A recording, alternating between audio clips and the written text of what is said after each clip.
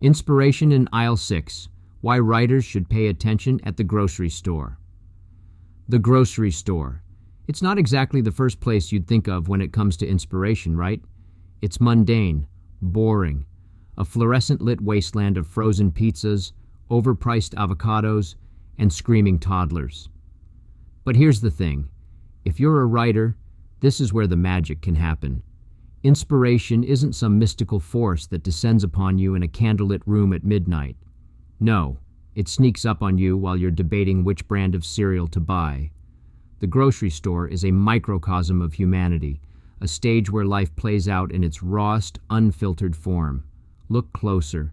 That elderly couple in the produce aisle? They're not just picking out bananas. They're navigating decades of shared memories. The frazzled parent juggling a shopping cart and a crying toddler? That's a story of resilience. Even the cashier scanning your items might be carrying dreams, frustrations, or regrets that you can only imagine. Now, let's make it personal. I was in the grocery store last week, standing in front of the pasta sauce.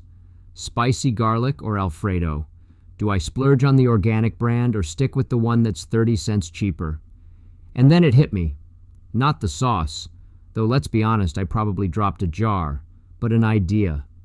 I started thinking about choice paralysis, how we're overwhelmed with options in every corner of our lives, from pasta sauces to career paths. That mundane moment became the seed for a blog post, a riff on how abundance can sometimes feel like a burden. Here's the lesson. Inspiration doesn't wait for the perfect setting. It doesn't care if you're sipping a $6 latte in an indie bookstore or pushing a squeaky shopping cart through a Walmart. It's about your mindset. Writers, good ones anyway, are hunters. We're constantly scanning the environment for material. The grocery store is just another hunting ground.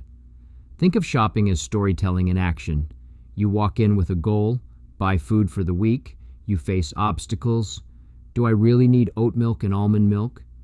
And you make decisions that reveal your priorities. Yes to chocolate, no to kale. It's a narrative arc, plain and simple. The trick is to look past the surface-level boredom and see the beauty beneath it. Look at great writers. They get this. Raymond Carver wrote entire short stories that felt like they were set in the aisles of your local store. It's not about where you are. It's about how you observe. When you start to notice the little things, the way someone lingers over a shopping list or the quiet drama of a spilled box of crackers, you realize that stories are everywhere. So the next time you're in the grocery store, don't just shop, watch, listen, eavesdrop a little. That's where the good stuff is. Writing isn't about waiting for inspiration. It's about being ready when it shows up. And sometimes it shows up in aisle 6. Thanks for listening. Catch The Quiet Quotient on all your favorite podcast platforms and connect with me on my LinkedIn page.